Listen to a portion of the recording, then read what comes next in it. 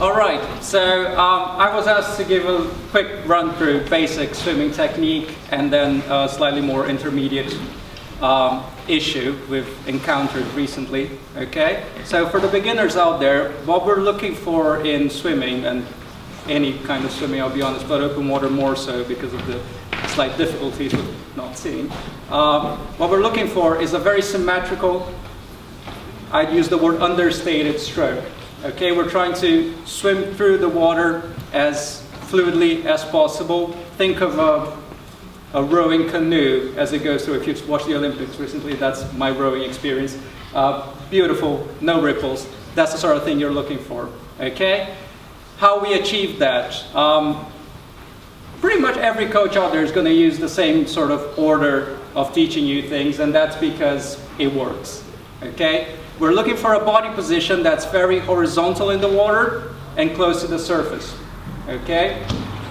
That's why your wetsuits all have different buoyancies on different places on your body. That's why the more advanced ones have less buoyancy overall. That's to make sure you're at the right place vertically in the water and horizontal on it. After body position, we're looking at legs. There are different schools of thought. I am a big fan of kicking when we swim because I'm from a swimming, yes. A triathlete by any chance? Yes? No, just Just, okay, there you go. Okay, I'm a swimmer, my background, so kicking is a big part of my swimming because it's propulsive, it serves a purpose. But when it comes to triathlon, I coach hundreds of swimmers a year, and I realize that cyclists and runners tend to save their legs. Again, arguable how much you're saving. But again, in terms of your legs, we're trying to keep them small and hidden behind your torso. If you're seeing like that from the front, you're trying to hide your legs behind your torso, like that lady, who I have no idea who that is. I'm going to keep all the pictures are anonymous today, okay? But as you can see, you cannot see her legs kicking behind her. So you're trying to keep straight legs, you're trying to keep them relaxed. And I know that for most, there's lots of bicycles in this store, for all the cyclists out there, that is a very big challenge. You tend to try and derive as much power as you can from your legs, and that means you're bending your knees, and you're trying to kick as if it were a football. It's not how you kick. All right, so we're trying to keep them relaxed. That's a somewhat difficult thing to get people to understand when you try to coach them, because it's somehow ingrained in our bodies that we use our legs for sport. We're walking and running animals, we're not swimming animals. So it takes a lot of repeating and a lot of me shouting in your ears to relax your legs every time you turn. Okay? Besides relaxing your legs, we need to move them somehow, and that comes from the core and the hip. Core in swimming, it's everything, both for the kicking, driving our hips, and the pulling, transferring the movement from our arms into our legs through rotation, through body rotation. Okay? So it's a whipping movement. You just move the handle and the whip follows behind. It's the same thing. It's a small hip movement that echoes through your joints all the way down to your feet. Again, hopefully not a big movement, so it's behind your torso. Okay? After that, we look at our arms, which I'll talk a bit further today in terms of swimming single arm, as it were. But we're thinking about here long pulls, we're thinking about strong pulls, and again, this goes into people's minds in different ways using different words, but I like to think of them as very thoughtful. I know for competition, thoughtful doesn't come to mind, but very thoughtful movement, okay? We're trying to relax our arm on the recovery, unless we're talking about choppy seas. But we're trying to relax our arms in the recovery and just use as much of our energy underwater. Okay, we're trying to catch the water. I think some of the wetsuit speakers mentioned that in terms of the panels and how to catch the water. We're trying to catch the water as soon as possible, hold on to it, and haul our body over our hand. Okay? We're not trying to pull our hand down or backwards. We're anchoring our hand and using our big muscles to roll over the hand. Okay? And after that comes the breathing. It will play a part in what I speak about today. open water breathing, and it's very similar to pool breathing. Again, we're trying to understate it. We're trying to make sure that the breathing movement is as small as possible, so we're interfering and breaking our streamline as little as possible, basically. Okay, if you look at a 50-meter sprint in a pool, or a short course sprint, possibly a 50, even 100, they barely breathe. It makes a difference. If you breathe on a 50-meter sprint, you're out of the podium. You try to have a big breath, you dive, and you go for it. Okay?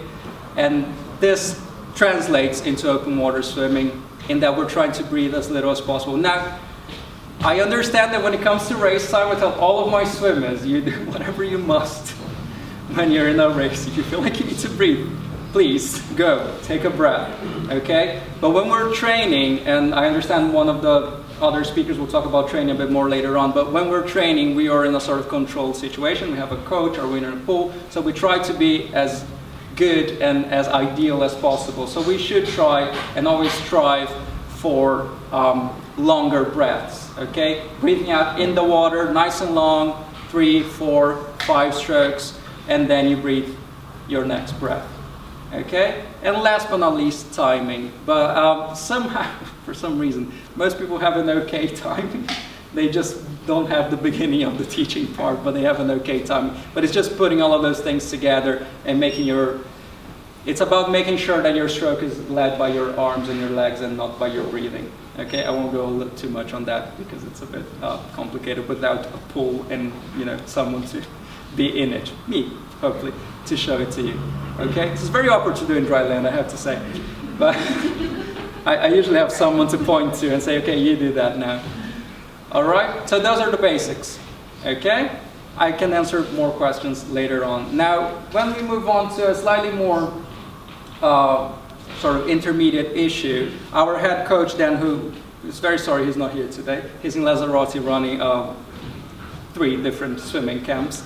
Okay, he did about 40 or 50 underwater filming sessions last year with a triathlon club, above water as well, but the underwater is what I'm going to talk about here. And when you do that, and if you're like me, you coach a lot of different sessions in a lot of different places with a lot of different people throughout the week, you realize a lot of very similar issues. And one that this triathlon club and a lot of open water swimmers have is, if you can press next please, it's leaning on your arm when you breathe. Okay? As we have heard again from the wetsuit folk, we're trying to catch the water so we move forward. So you must have read blogs online. I found that triathletes read a lot of blogs online about their technique. It's quite, swimmers not so much, but triathletes love a blog. When you read blogs online about early vertical forearm and catching the water and bending your elbow and keeping your elbow high, that can be quite confusing because those words mean something for most people, but when you're a swimmer, that means a slightly different thing. So you get those swimmers in the water and they do something that's not quite swimming. And you ask what exactly they're doing. So I'm keeping my elbow high, and their idea of that is pulling their elbow out first in the water when they're recovering. So it comes out first rather than pinky first. So this would be the opposite of everything you read online. Okay? So it shows itself mostly on breathing because, again, most people read about it and they try to keep their elbows bent. But when people breathe, especially if you use your breath to lead the movement, again, cyclists and runners are used. I understand that cyclists and runners understand by their turn sort of the importance of having a breathing pattern and having a calm breathing and not sort of hyper-oxygenating their body. But in the water, they get a bit, well, let's say desperate with the fact that they can access air as readily as they could while running or cycling, which means you can just breathe. You don't have to have your head in a specific position. It doesn't have to be aiming anywhere. You just breathe. Whatever you're doing, whatever you're looking at, you can just breathe. And in the water, that doesn't work. You need to get your face, or at the very least your mouth, outside for air. Now, this is a very common issue. They tend to throw their bodies out of the water. Okay? If you're looking at someone swimming and they keep their arms straight, Now, straight arm is a valid swimming technique, especially if you're a sprinter. But if they keep their arm straight and over, and they throw the arm in a vertical movement rather than horizontal, like a butterfly swimmer would, they throw the arm over, they're trying to find air. It's not the arm, as it were, it is the head. They're trying to do that. And they compensate by leaning on the arm, by trying to lift their entire body, or at least the front of the body, up from the waterline. That is a bit of an issue, because as you can see here, he's already at the very bottom. So this is the bottom of the pool, by the way. I know it's a bit annoying, but I'm used to it. So I'm horizontal. Okay, so he's already at the bottom. So this movement here is moving you forward. But if you think about what he did before, when he had his arm in the water before, he did all of this, and none of this is barely moving forward. It's a circular movement, so some of it is moving you forward, but not a lot. Okay? We are going and lifting ourselves out of the water. Now we're moving forward, and now we're sinking ourselves again. The palm of your hand should always be pointing backwards. Okay? The palm of your hand should always be pointing away from where you're trying to get to. Remember, we're trying to anchor the hand. Do I have a handle somewhere? I have a handle, yeah. Okay? We're trying to anchor our hand and move our body over that position all the way till we use our tricep. Okay? And this semicircular movement does not do that. It's an upward and then downward movement. Okay? So, like I said, this is one of the many stills from those 40 filmings we did. And again, he's trying to support his breath. It's the either your good breathing side or your bad breathing side, and I use the words very liberally here. Okay, can we next? All right. Now, another reason why that doesn't really work and that doesn't really help in any way is bobbing up and down. Okay, like I said, we're trying to be understated. We're trying to be small and fluid and trying to cut through the water. That's why your wetsuits all have you slide on the water, not like what's the sport? Surfing wetsuits were abrasive. These are smooth and water runs over them. If you were to pour, let's say, a glass of water over them, we're trying to cut through the water. So we're trying not to bob up and down. And of course, if every time you breathe, and again, a lot of triathletes tend to breathe every 2 strokes. That's a lot of breathing. If every time you use your left arm, you're going up rather than forwards, you're slowing yourself down, if not stopping altogether and going up. And then you're going down at the next stroke and then having to re-accelerate and go forward. So you can imagine how tired you will be at an Ironman, let's say, by the time you get to the bicycle. Okay, you can have the quickest, smoothest transition possible, but your heart rate and your lungs are going to be over the moon. Okay? So we're talking about upward and downward movements, and we don't want that. Like I said, we want to anchor the hand, catch it, use the forearm, those wonderful panels, all the wetsuits seem to have these days, to catch the water all the way to the end. Okay? Remember, always use your tricep. Another thing it causes is that, like I said, the core transfers rotational movement through our body. Okay? Swimming is a lot about rotation, and if you do this movement, or what a lot of other people do, they cross right under the midpoint of their body, because a while ago it used to be thought that a keyhole shape movement was okay. We keep that away from anything that's not butterfly these days, but they tend to cross right under their body. Okay? And that reflects at the legs. Okay, even if when you're not breathing you have beautiful, straight, small legs hidden behind your hips, hidden behind your torso, by the time you breathe, you're going to try. This guy has an issue with bending his knees as well. Again, no idea who this is. But bending his knees as well, which makes the whole problem even bigger. But you can see how he should be trying to, he should try to stay within his shoulders in terms of width. And it's going all over the place because I didn't put the front view of this, but he is leaning on the arm. You have to take my word for that.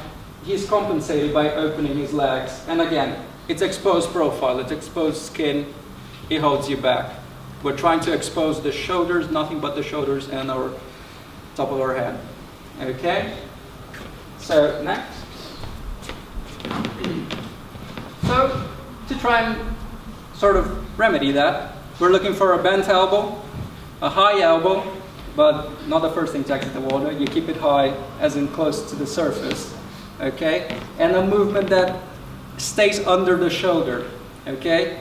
If you're having trouble keeping that in mind, you can try and think of under your spine, or if you're swimming alone on a lane. I know that doesn't happen very often, but if you're alone on a lane and you have the black line or the dark blue line, whatever color it is these days, at the bottom of the pool and you're swimming on top of it, you can use that as a guide to your hand. I try not to do that too much myself because it's a very slippery slope to crossing over. And like I said, if this movement's not nice, when we're doing sideways movements, we're snaking our body. We're trying to stay focused on the front. So maybe use that line to guide your thumb under you. And remember, if you're rotating, your hips will get out of the way. Not my first language, okay? Your hips will get out of the way, okay? You don't have to do a sweeping outwards movement. You don't have to go in and then out to dodge your hips, okay? You go in front of the shoulder and you keep it there, it will come out of the way, okay? That's sort of how you remedy that. If we go to the next slide, okay, we can see just a sideways view of this gentleman. He has quite a nice high body position, but again, he's leaning, so he's gonna bob up and down because you can kind of see there. Oh, you can see his eye in the water. He literally threw his entire head out of the water to try and catch air. Okay? And on the next slide, I think, yeah, okay. I'm pretty sure this is Dan, by the way. I'm pretty sure I recognize the words. Okay? We're looking at a very calm swim. We can see just from the top there how his arms are nice and relaxed and bent and holding the water. And he's just about here in terms of movement. Nothing to, I didn't write the slides. I'm not 100% sure what the running on a treadmill and running on a road thing is there. But I don't run, I swim. But there you go. It's just about bobbing up and down. It's about keeping straight. Remember, if you're open water swimmers, doing the actual distance of your event is a tricky thing. Okay, I think it was 2 years ago. 2017, yeah, 2 years ago or something, Garmin released some data, and people who were doing Ironman, they were doing about 4.2K instead of 3.8 in the water. I don't know how much that is in miles, you tell me. But, the closer you are to the 3.8, the better chances you have of one being rested and having a lot less people in your way, really, on the transition. So you're trying to keep a symmetrical stroke because you're trying to use sighting just to make sure you're in the general right direction. You can see the float, you can see the buoy, the marker, and you're confident that when you put your head back in the water, you don't have to break your stroke again to check 2 strokes later. It happens, I've seen it. People who sight every time they breathe, and if they breathe every 2-3 strokes, they sight every time, okay? Because they're not confident that they're going the right direction. Because maybe in the pool or maybe in the previous, they did, 400, 500, 600 meters more than they had to. And we're talking about Ironman, if you think about a sprint or an Olympic. We're trying to keep it straight and keep it narrow, okay? So any movement that takes away from that, when you can see the grav line at the bottom or you can see the black line at the bottom, it makes a huge difference. Especially if you don't have the same problem on both arms. If you breathe only to the left and you have this problem with your left arm, to the right, and you have this problem with your left arm, you're gonna quickly start going left, and it's beautiful. We did. It is beautiful to watch. In our open water sessions, we're staying on the pontoon, and we get the beginners, and we have them start swimming right in front of us, and we tell them to do about 12 strokes just to show them if they're veering or not from the central position. And some people just go, and they almost go into the next group who's doing something else in the opposite direction. There's a lot of shouting involved, watch out, but so we're trying to take away from that. And now I think this is just the last slide. In terms of fixing that, it's about repetition. Everything about swimming is about repetition, okay? It's not a power through sport, it is a thinking sport. And like I said, we are not swimming animals. We forget. and it's about drills. Drills you do when you're a swimmer and you're 9 years old. Drills Michael Phelps does. You know, closing your fist and trying to keep your pull strong with your forearm rather than your hands. Closing your fist asymmetrically to make sure you can keep straight even when your arms are in different positions. Taking your balance off, taking one fin off and swimming with just one fin. And trying to keep a straight line, even like that. It's a lot of different drills. We are big fans of the central snorkel. I understand a lot of pools don't allow to use them. But I think there's quite a few in central London that allow, at least the ones I normally use, they're okay with that, in public swimming at least. That is very good because it nixes your breathing. Your head stays still and you're able to practice the right arm movement. Getting dry. You're able to practice your arm movement without having to break your stroke every now and then for the breathing. And then there are the drills. I could go on and on about drills that my swimmers, and I have swimmers who've been with us for years, they look up at me and go, that one again? And that one again, I've been doing since I was 7, and I'm going to keep on doing while I swim. It's things like the torpedo drill, where you keep your arms to the side, and you just swing and you kick with fins. Those helps at those moments. And you kick and you just rotate your body, okay? And when you need to breathe, you just freeze in one position and you look to the shoulder, okay? You don't throw your arms, you just keep on kicking and you just look to the shoulder, it's out of the water. There's the extension drill where you're basically paused. Pretty sure I should have a picture of that one because that's very useful. I'll demonstrate. Where you are paused in a fully rotated position. So it's one hand resting on your thigh, one hand extended in front of you. A little bit of a skull, you are sideways, not fully sideways, but sideways. Like I said, you're in a rotated position, looking down at the bottom of the pool, you're kicking, and this is all you're doing for a whole length, nice and easy. You need to breathe, especially to your bedside, just saying. A lot of breathing to your bedside, guys. It goes a long way, okay? Breathing to your bedside, just look at the opposite shoulder and come back, okay? All those drills, and this is, again, objective drills to pause you in the most annoying position and make you be better at it, okay?